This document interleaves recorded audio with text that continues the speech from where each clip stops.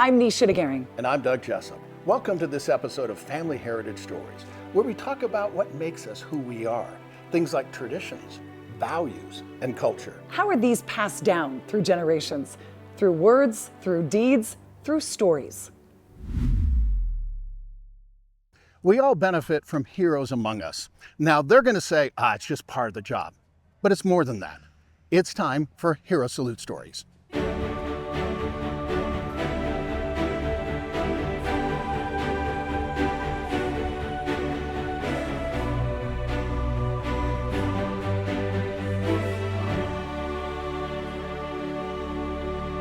Hi, this is Doug Jessop. Welcome to this episode of Family Heritage Stories, where we get to preserve stories. And today, this guy has got one heck of a story, Randy Milek. Randy, thank you for coming on today. Now, Randy, let's get real. You got the vest, you got the hat. There's obviously some kind of story behind this. And what's really cool is that people may not realize is that there's a group of you that came here today to be interviewed. And I gotta ask the first question is, what in the world's the 159th Dustoff? The 159th Dustoff was a unit of the U.S. Army that served in Vietnam. And our primary mission was to rescue the wounded, most often under fire. And we were unarmed, had no weapons at all. And we rescued American, Vietnamese civilians, enemy forces, Philippines, whoever called, we went to their aid. Now, wait a second. You just said something that I was not aware of. Okay, you're saying you went into a territory, okay, where there were wounded people and freshly wounded people, and you were not armed? We were not. We had personal sidearms, but we didn't have. There, if I may, there was a similar unit, and it's called Evac. And that was a unit that was organic to an infantry division, for example, the 101st Airborne, 1st Cavalry Division. They only picked up their own people from their battles that they were involved in, but they each had 2 M60 machine guns. And we picked up, as I said earlier, not exclusively, we picked up anyone that needed to be rescued. And we figured we could get a couple, 3 more patients without having the machine guns if we had the room to put the patients. Yeah. So that was the way we approached all our missions. How did you end up getting into this unit and into the war itself? Well, I wish I could show you. There's a famous Life magazine photograph that made the cover. And it's a bunch of, I believe it's Marines, being evacuated atop of armored personnel carrier, and they're all wounded, and there's one guy there holding this bottle of IV fluid for a guy that's covered in bandages. And I'm just out of high school, and for some reason that photograph really spoke to me down deep. So I joined the Army and told them the only way I would want to be in the Army is if I could be a medic, if I could be that guy. And luckily I had the aptitude for it, and took the training, became a medic. There were guys on helicopters with the red crosses on the side, and they were bringing these guys, these severely wounded men, into the hospitals. And they were getting them there alive for the surgeons to work on. And I decided that's what I wanted to do. So once my 1-year tour of obligation in Vietnam was over, I signed up for a second one if they would promise me I could do that. And couple of snafus and a little red tape, but I finally got there. And I'm so proud today that I did that because of my friends and brothers you're going to meet and talk to, I know. And you'll understand why I say we're all the same guy. We're all made of the same thing. And we all have the same goal, and that's to help people in need. Hero Salute Stories are made possible by the generous support of viewers like you. Go to fedorafoundation.org to donate today. I was honored to interview 6 members of the 159th Dustoff. 2 of them got Purple Hearts, including this guy, Jim Beeson. Well, I was an aircraft commander, and I had my roommate was a warrant officer. So we were called in there to evacuate a Vietnamese wounded And we went into the LZ, the landing zone, and as we were hovering down in, because it was taller grass and trees, and I had to kind of maneuver through the trees to get into it, we were taking fire. Well, we were used to taking fire, which basically is a ding, zing, zing. You got a 1/4 inch of metal between you and the bullet, and we frequently did that. But this time we hit a high caliber, a 50 caliber type round. Whoa. And when we hit the aircraft, what I remember most was the smell of cordite, very much the smell of cordite, and everything turned just very slow motion. It just went into pure slow motion. Like the movies, went into slow motion, honest to goodness. The round came through the bottom of the aircraft, we had metal seats we were sitting on, hit the pilot's, Eddie's, seat, shredded, went through the console, which is between us, which is all the radios, knocked all the radios out, came up through and through my leg, because I was on the left-hand side, the aircraft commander. And so we didn't have a pilot any longer because he was very injured. And we had to pull the back of the seat out and pull him back and back. And then the policy was always, when something like that happened, these seats had 2 little pins on them. You pull the pins, they fall backwards, and you pull the person out. And then the crew chief, because the medic was needed to take care of the wounded, the crew chief would get up in there to balance the aircraft. And we trained our crew chiefs to fly straight and level. They couldn't necessarily land or take off, but they could fly straight and level. So they were kind of a secondary, a third person on board to help us out there.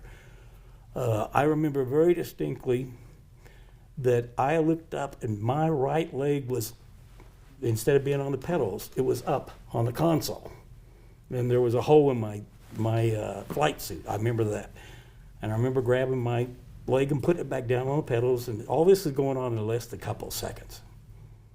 And I couldn't control the aircraft very well, so I figured I could either crash there where they were still fighting, and we were about 50 feet off the ground, or I could pull myself back out of there. And our policy is, if both people are hit, you get the aircraft out and get yourself out of there, and then we'll get another aircraft come in, because they're not going to help you.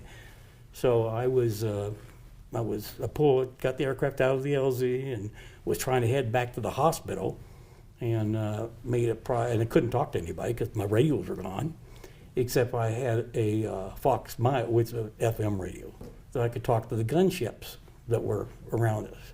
So one of them followed us back, and I couldn't go more than 30 knots, which is pretty slow, and I couldn't fly any more than treetop, because every time I tried to go up, I increased the vibration of the aircraft. As it turns out, the bullet not only done all that damage, but it had gone through the blade, one of the blades. Oh. And the blade has a metal part, and then it has a honeycomb part. That's called a spur. And it split the spur, so now instead of having 2 blades, I had 3, essentially.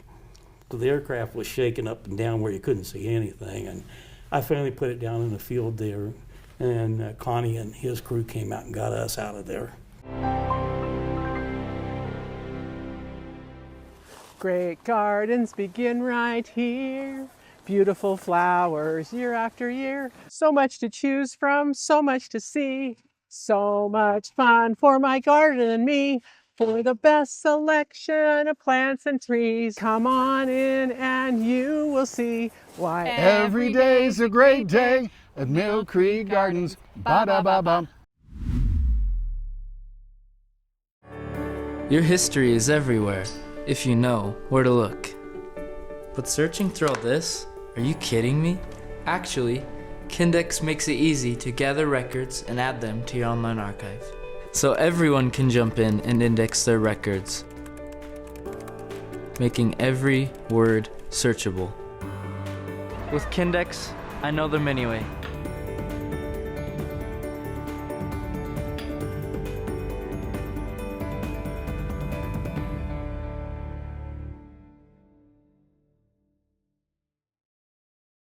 You know, my grandmother made the best lasagna. I think my grandmother made the best lasagna. Everyone has a best recipe or even a better story. And we would love for you to share yours at fedorafoundation.org. And watch Family Heritage Stories Sunday nights at 11.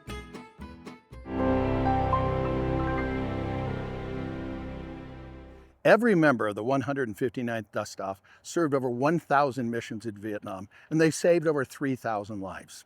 Here's the story from Donald Cavaney. So what's Dustoff mean to you? What's really interesting is the way people talk about Dustoff. Medevac is specific to the 1st Cav, and they have 50 cal machine guns on their doors. And people would say, well, what's the difference? And they said, well, 1st Cav has the guns, Dustoff has the balls. Because we didn't have guns on the side. Because we picked up everybody. Good people, bad people, civilians. And we were specifically assigned to the 25th Infantry Division in Cu Chi.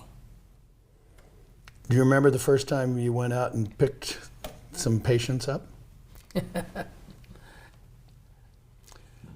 Yeah. And, well, the one that I remember the most is that, of course, when you get in the country, you get a weapon, a pistol, an M16, and whatever, and you're married to it. I mean, that's your live and die.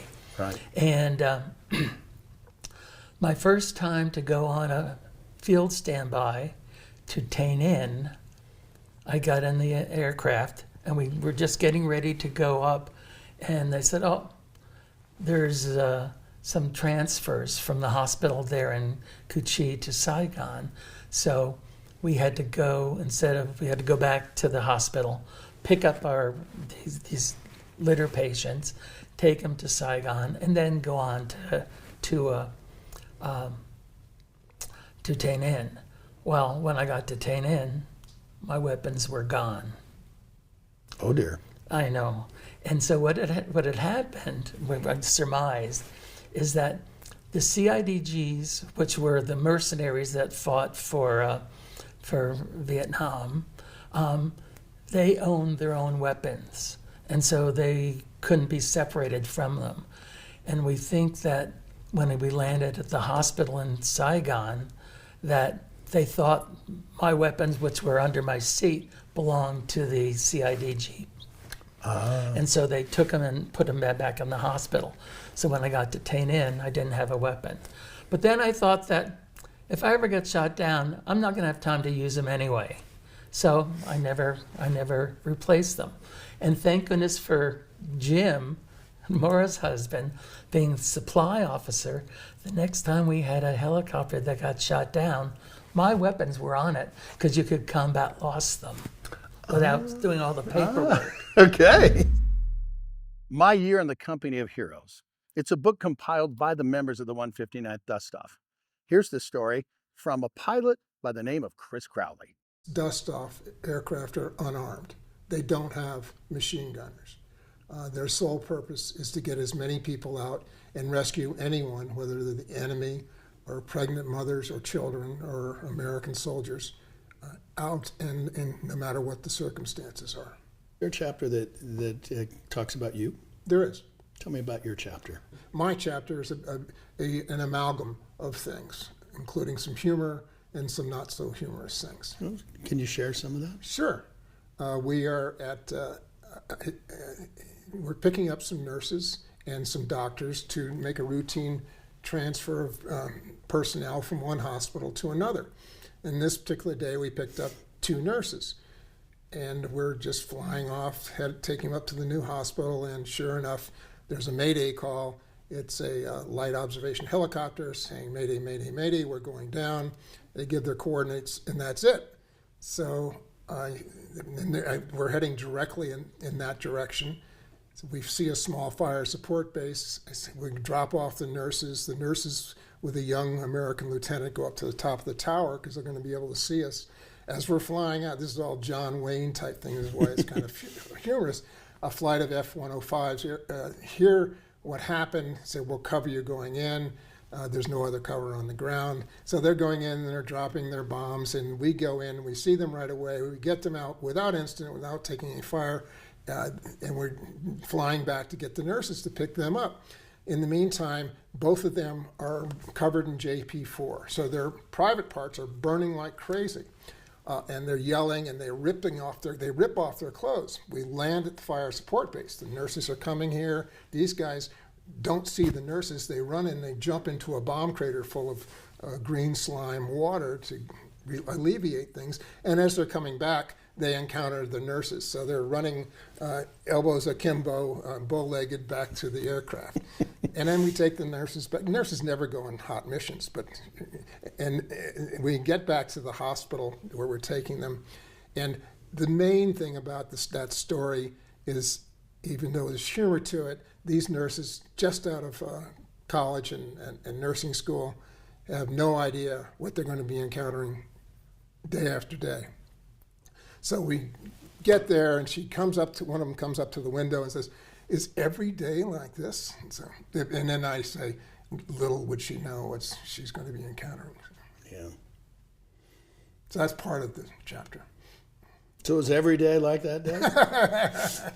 Every day was different. Yeah. And why I love the job, for me, I felt born to do it. It's what I was just driven to do it.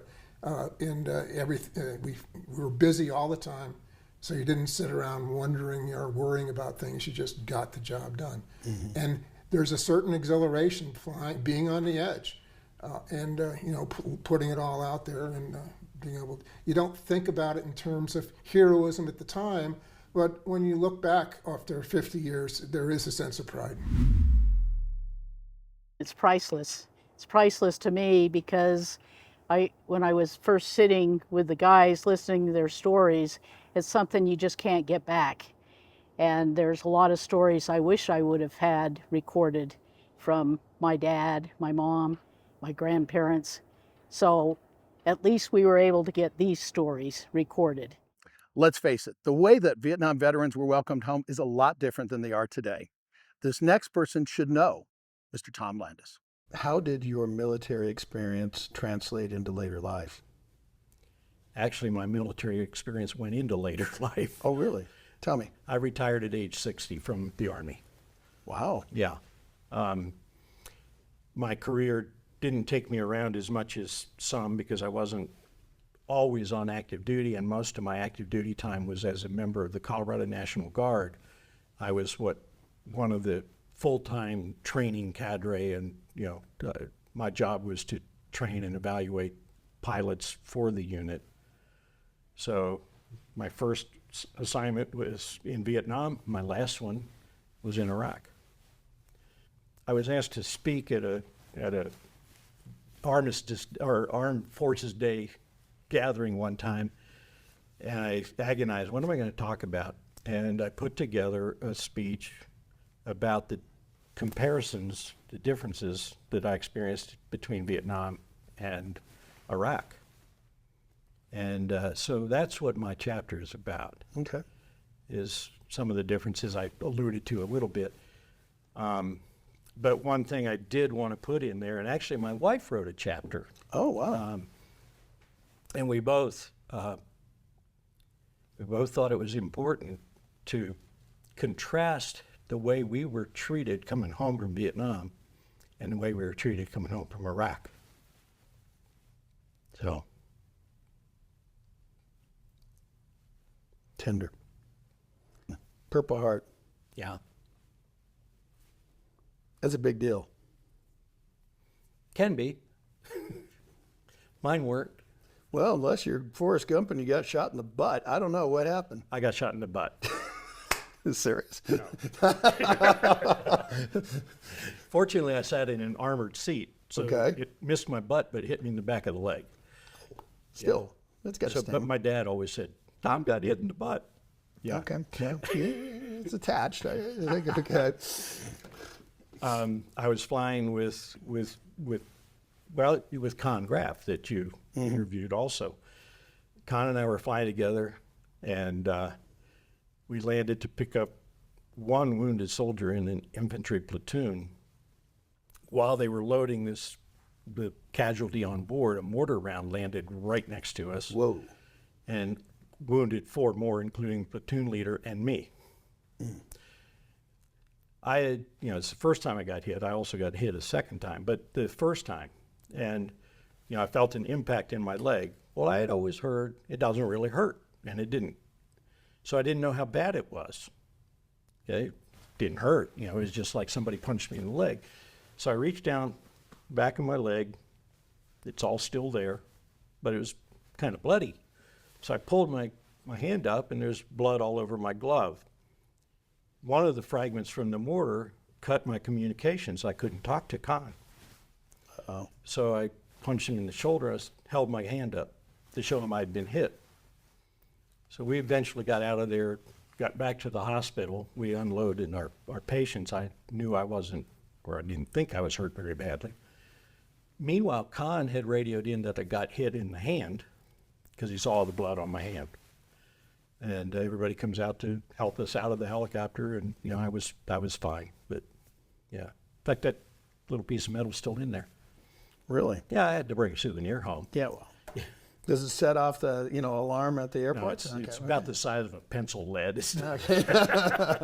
But still not fun. Well, the better one was when I got wounded a second time, which was also a minor wound. Okay, tell me. I had in my pocket of the pants of my flight suit, I had the core of an armor-piercing round that had hit my helicopter and gone into the oil cooler and lodged. Okay. And I pulled that out, and I used to carry it around in my pocket. So when I got hit in my other leg, go into the hospital, and they said, well, I guess we should x-ray that. I said, sure. And I knew it was really a superficial wound, but I start to take my pants down for the x-ray, and he said, that's all right, we'll just leave your pants on. We can x-ray through that. Takes the x-ray. I'm waiting around for a little while, and he comes out, and he said, did you walk in here? I said, yeah. He said, you've got a bullet in your leg. It was the one in my pocket. I said, oh, you mean this? Oh, man. So it was, okay, it was still loose. Okay, just making sure. Okay. Yeah. Wow. Okay, see, there's a fun souvenir story. Yes. Just saying. Well, I don't still have that one. Yeah, actually I do. Yeah, okay. Something happens when you serve together. Each one of these gentlemen has a mutual respect for each other. And yeah, I'll say it, love. Up next, Conrad Graff. With me today, Conrad Graff. Conrad, thanks for coming on today. I notice you've got the jacket and the hat, and we've been talking with a lot of guys, and so obviously there's a reason. And I got asked, the first question, you probably get asked a lot, why in the world is your helicopter upside down? They tease me that that's the way I used to fly. Oh, okay, so you're a pilot. Yes. Oh, well, pilots are a different breed, okay. First year, everybody was going to Vietnam. They come back, usually an instructor role, and then the third year you would go back to Vietnam. In about July, they came to me and said, came to all of us, said if you extend your tour 6 months, we'll give you a 30-day leave, and you come back and do 6 months, and we'll approve your request for transfer to Dustoff. So I did. And about October, November, the orders came through, and I was assigned to the parent unit of the 159th for probably till February of 1970. So what was the difference as a pilot between Dustoff and the other missions that you had done? Well, we were all flying the Huey. Dustoff was patient recovery, transport out of the field, in between hospitals. We did ash and trash. We did all kinds of missions. There was a rotational, one day you're first up, the next day you're second up. I don't remember how it all worked. But everybody took a shot at this tough stuff and the easy, we got our easy stuff as well. In the Air Cav Squadron, you might be a single ship, you might be in a formation of 20 helicopters, you might be inserting, extracting troops, you might be doing resupplies. We certainly did some medevac work in all of that. It was endless. Whatever you could imagine they could use a helicopter for, we'd get the mission and off we go. Why did you want to transfer? It seemed like the place for the most good. It seemed like the opportunity to be with people that you just admired when you saw what they were doing and how they were doing it. We had casualties in the Air Cav Squadron. Anytime you get involved with something like that, you can't help but be touched and moved. Right. Talking about that, you've got some crosses and some names on your vest. These are gentlemen that served before I got to the unit, but their stories were shared immediately with me, and it's an honor to wear them. So how did your experience in Vietnam translate to later life? I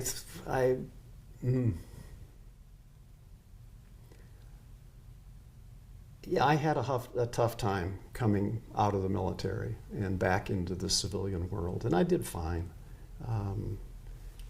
It was probably 10 years of way too much alcohol and broken relationships. And then one day you realize that this day is a gift and you do something. I loved flying. I always have.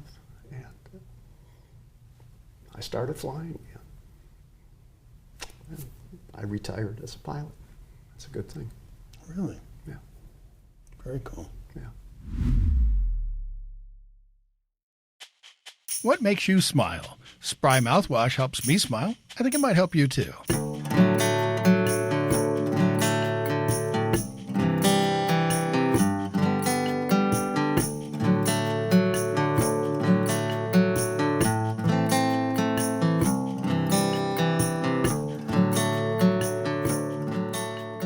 It's our honor to be able to help people remember where they came from. If stories are not passed down from generation to generation, they become lost.